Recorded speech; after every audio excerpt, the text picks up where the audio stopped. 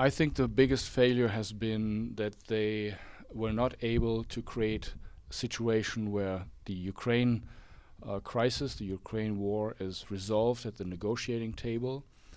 They rejected dialogue with Moscow. One person, for example, the Hungarian Prime Minister Orban, actually traveled to Kiev, he traveled to Moscow, to Beijing, and also to the NATO summit to mediate between the parties, and he was sidelined by the main powers in the European Union. I think that's a real big mistake to perpetuate the war. And I think now it's no wonder that they're being sidelined by the US government, which is unilaterally now opening up negotiations with Putin. And the the Europeans are now trying to scramble and save their face. But I think the economic fallout from sanctions, from the destruction of Nord Stream 2, etc., have been a devastating blow to the German economy.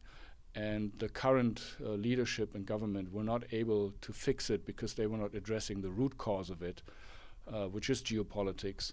And also one of their biggest mistakes was not to actually be able to find a way of cooperating with the countries where the refugees are coming from, you know, the global south, African countries, Middle East. They were not able to address the root causes and offer cooperation in economic development.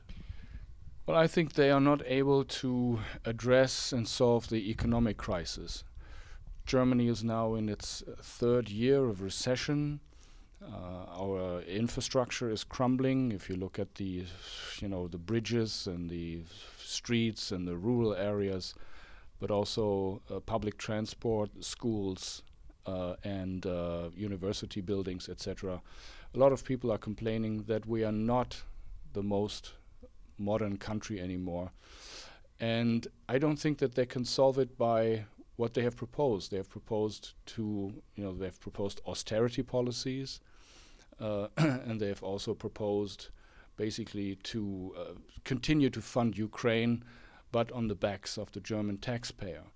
What we are fundamentally proposing with the civil rights movement is to enter negotiations for a new economic system. For example, one proposal that I'm referring to is a proposal that an American statesman and economist, Mr. Lyndon LaRouche, has already made 50 years ago, an International Development Bank. Today, the equivalent would be the new development bank of the BRICS. We could enter negotiations and sign contracts and memoranda to basically enable the German Mittelstand, which is the productive sector of the family-oriented middle-level entrepreneurs, to enable them to invest in the countries that are now that want development. And I think that's the majority of 85% of the nations. So we we could then build up productive jobs, we can create more factories, we would save the industry, we would generate enough income to basically renovate and modernize the public infrastructure. I think that's the only way. That's not possible with the neoliberal paradigm that says government should not interfere into politics or into economics, economics. And so that's one of the really most fundamental issues.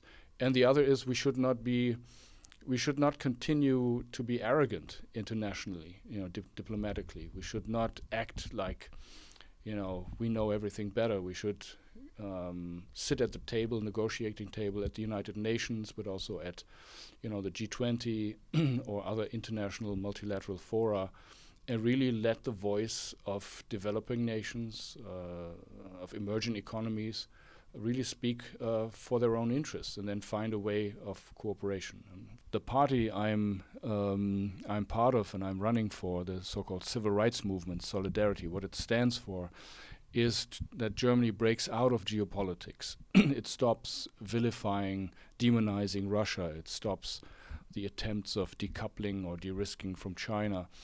And also it stops supporting policies in the Middle East that are actually creating a potential genocide, as the International Court of Justice has said. So what we're basically doing is we want that Germany participates with the BRICS nations. The BRICS are standing for peaceful cooperation, expanding of trade. They are now trying to fix the problems of the old international financial system, creating a new one which is more fair and equitable and inclusive for all. And I think there should be no problem that Germany, other European countries, including also the United States, are joining this new paradigm for growth, technological sharing technologies, and creating a new paradigm of peaceful coexistence and dialogue of cultures.